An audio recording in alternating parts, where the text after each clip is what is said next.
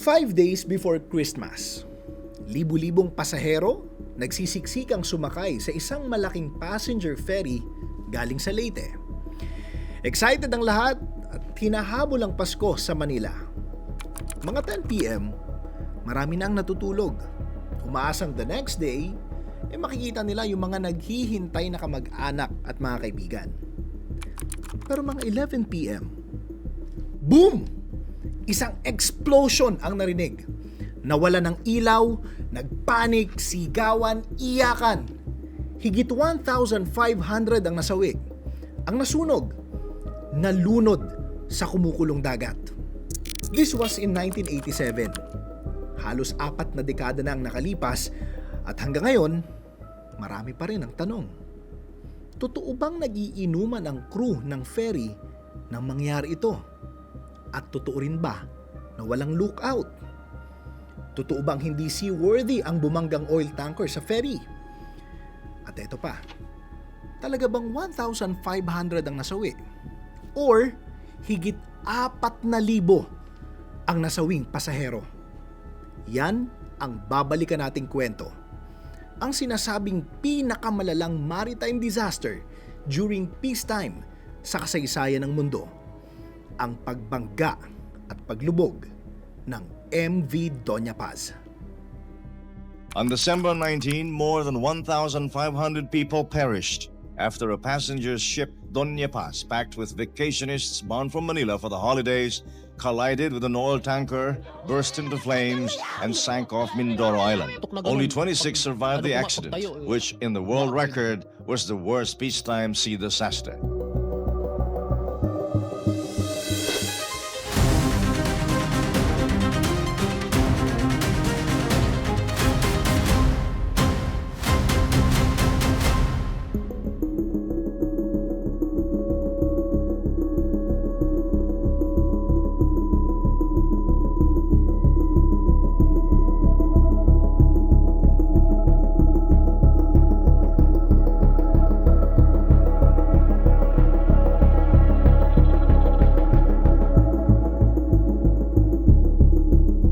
Mag-time travel tayo sa December 20, 1987. 6:30 a.m. Sunday, bitbit ang mga pangregalo, mga maleta, anak, pamilya, yung mga sumakay sa MV Doña Paz Ferry. Regular ang biyahe ng MV Doña Paz from Tacloban City, Leyte to Manila. Pero itong araw na to, puno ang ferry ng mga excited mag-Christmas reunion sa Manila. Alam naman natin, di ba? Pag Pilipino, big deal ang Christmas dito sa atin. So, maganda ang weather nung umagang yon. Ramdam yung simoy ng Pasko at umalis ang MV Doña Paz sa port ng Tacloban. Siksika na yung mga pasahero that time. Pero tiis lang kasi bukas, mga bandang 4:30 a.m., dadaong na ang ferry sa Manila. Pero may stopover pa ang ferry. Dumaan muna ito sa Catbalogan, Samar. Dito, nagsakay pa supposedly ng mga 1,000 pasahero. Sabi ng isang pasahero, talagang sikipan ng mga oras na yon. Parang mga sardinas daw sila sa pagkakadikit-dikit. At hindi na nga raw alam nung iba kung paano at saan pupwesto. 4 na tao rin daw yung naghahati-hati sa isang higaan. Imagine, yung iba sa sahig na humiga. Ang capacity ng MV Doña Paz ay 1,518 lang. Pero marami yung kumistyon dun sa total passengers ng MV Doña Paz nung araw na yon. At mamaya babalikan natin ang isyong yan. Bandang mga 10:00 ng gabi, nasa may Tablas Strait na ang barko at 175 kilometers from Manila. Naghahanda ng matulog ang marami nang boom! Nagkaroon ng malakas na pagsabog. Biglang namatay ang ilaw at sa gitna ng gabi, binalot ng kadiliman ang MV Doña Paz. Pagkatapos, sumiklab ang napakalaking apoy at mabilis na kumalat sa barko. Ang nangyari, bumangga ang oil tanker na MT Vector sa gilid ng MV Doña Paz. Tinamaan ang engine at main switchboard ng ferry, kaya nawala ng kuryente yung buong barko. Ang oil tanker na merong 13 crew members may dalang 9,000 barrel ng petroleum products. Imagine, petroleum products. Nang bumangga ito sa MV Doña Paz, na-damage ito at nag-leak ang mga petrolyo sa dagat. Yung mga pasahero sa MV Doña Paz, nagsigawan, nagtulakan, at kanya-kanyang takbo for survival. At dahil napakaraming tao, naghahanap pa na ng mga kasama. Kanya-kanyang hanap ng anak, asawa, kaibigan, kakilala, at yung mga kasama nilang bumiyahe dun sa barko. At maraming naghahanap ng life vest that time Pero kung talagang malasardinas ang dami ng tao sa barko, ang tanong, may sapat kayang life vest sa lahat? Marami ang tumalon sa dagat. Pero ang problema, kumukulo din sa init ang dagat. At dahil sa oil leak ng tanker, may mga apoy nang kumalat dito. Sa dami rin ng mga tumalon, kahit sa dagat, may nagtutulakan, nagsisipaan, kaya maraming nalunod. Si Renato, isa sa mga konting survivors ng trahedyang ito. Isa siya dun sa mga tumalon. Ang kwento ni Renato, nakita raw niya yung ibang mga pasahero na nilamon ng apoy. Kaya nagdesisyon siya at ibang mga kasama na tumalon sa dagat. Pero pagtalon niya, naramdaman din niya yung init ng umaapoy na dagat. Naglakas loob na lang siyang lumangoy sa kumukulong tubig kung saan medyo nagkaroon siya ng sunog, napaso yung kanyang muka at ilang bahagi ng kanyang katawan. Nangihina man, ang naisip na lang ni Renato that time, makalayo siya dun sa init ng apoy. Laking pasasalamat niya at nung iba niyang mga kasama nang makita ang isa pang barko. Sumigaw sila ng sumigaw hanggang sa makalapit ang barko. Buti na lang dumating ang MV Don Claudio at nasagip sila. Hinagisan sila ng lubid, pero sa sobrang hina at pagod, hindi na nila kayang umakyat pa. Kaya ang ginawa, lambat na lang yung inihagis sa kanila, kung saan kumapit na lang sila para hatakin paakyat ng barko. Ang cargo ship na MV Don Claudio ay dumadaan sa area ng dagat na yon na makita nito yung isang malaking bola ng apoy galing mismo sa collision ng MV Doña Paz at ng oil tanker. Pero alam nyo, ilang oras din bago pa makarating sa lugar ng pagsabog yung MV Don Claudio. By that time, wala nang inabutan sa dalawang barko. Pareho nang lumubog ang MT Vector at MV Doña Paz. Ang inabutan na lang nila, mga nakalutang na debris, mga nakalutang na bangkay, at ang 26 survivors. 24 dito, pasahero ng MV Doña Paz, at yung dalawa naman, crew ng MT Vector.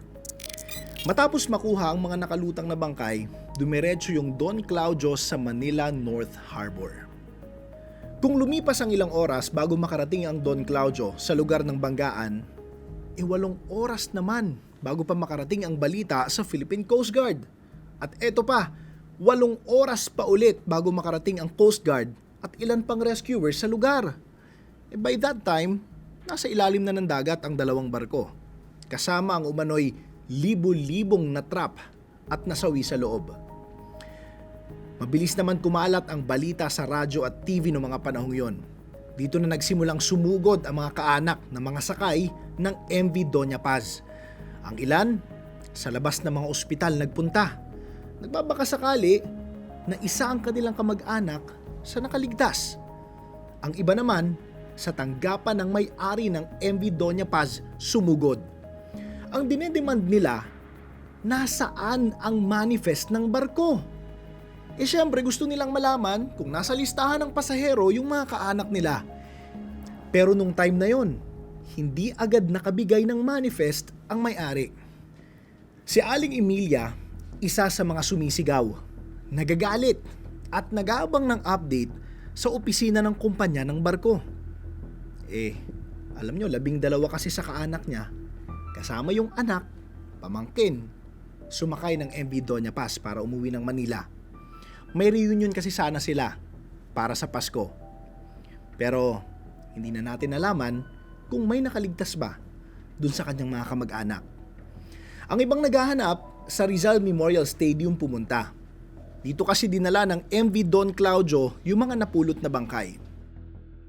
Ang problema, mahirap i-identify yung mga katawan dahil ang ilan, pasintabi po, sunog beyond recognition.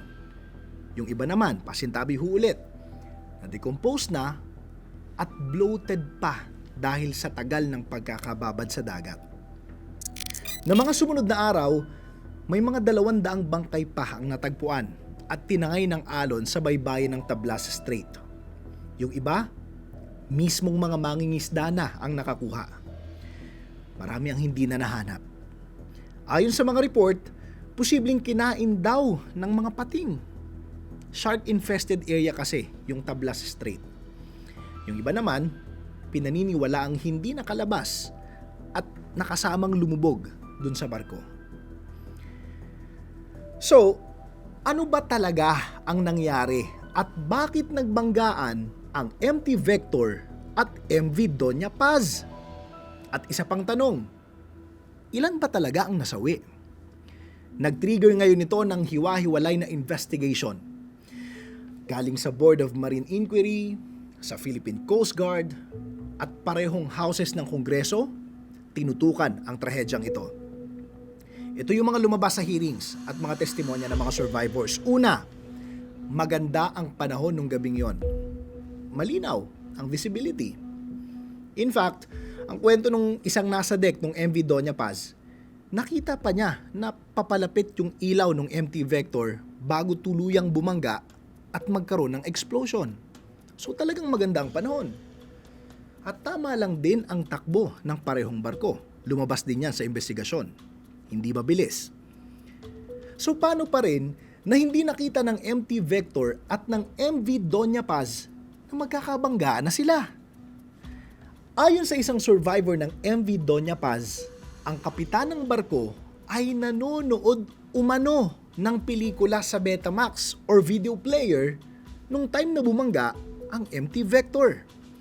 At ilang minuto bago ang banggaan, sabi pa ng isang survivor, kausap niya ang kapitan at ibang crew na pumaparty pa, nagiinuman sa bridge. Kaya umano walang lookout nang mangyari ang trahedya. Sa MT Vector naman, may report din na umano nag-iinuman rin ang crew dahil feel na nila na nalalapit ang Pasko. Wala rin daw lookout sa barko nila nung mangyari yung insidente. At lumabas din na hindi seaworthy ang oil tanker. Sira ang steering rudder at kinailangan pa ng 2 tao na mag-operate para lang mamaniobra yung barko. Mismong yung nag-survive ng crew ng MT Vector, umami na, kulang sila ng tao. Wala rin tamang lisensya ang kapitan. Kahit yung engineer nila, walang lisensya. Kahit siya mismo, na second officer, wala ring lisensya. Lumalabas na hindi qualified ang MT Vector crew na mag-operate ng barkong may dangerous cargo tulad ng petroleum products. Pero ang tanong na naman, bakit walang nagradyo ng SOS? Kasi expired ang radio license ng MT Vector at peke naman ang radio license ng MV Doña Paz.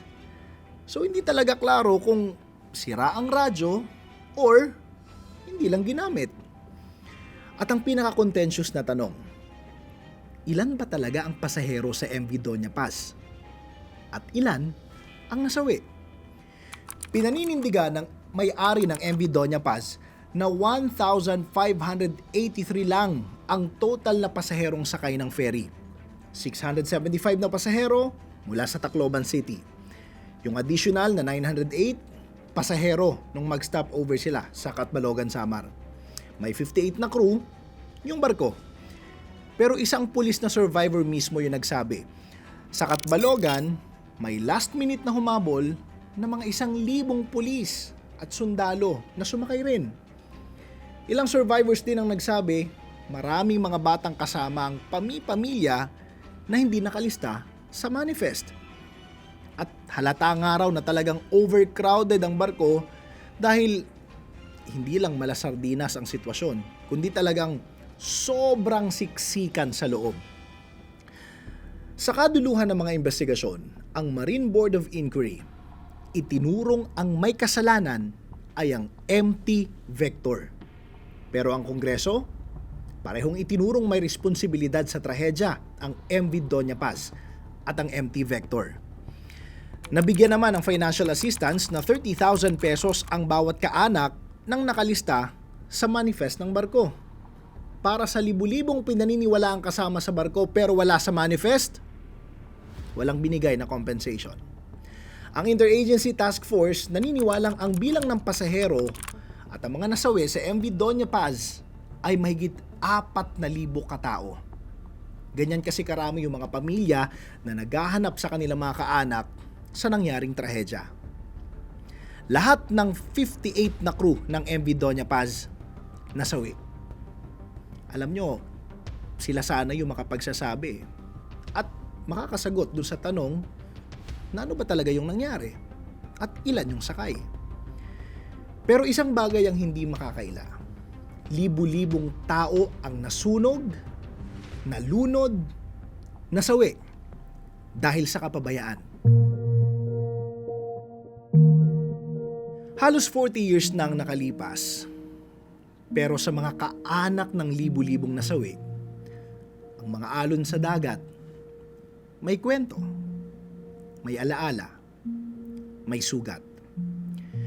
Merong mga kwentong hindi pwedeng ibaon sa limot, tulad nitong trahedyang ito, kung saan itinuring na pinakamalalang maritime disaster sa kasaysayan during peacetime, yung paglubog ng MV Doña Paz. Kayo, sa tingin nyo, ilan talaga kaya ang bilang ng mga pasahero? Ilan ang nasawi? At sino ang may kasalanan? I-comment nyo na dito, mag-share at mag-subscribe na rin sa aming YouTube channel. Ako si Jesse Cruzat at ito ang Philippines' Most Shocking Stories.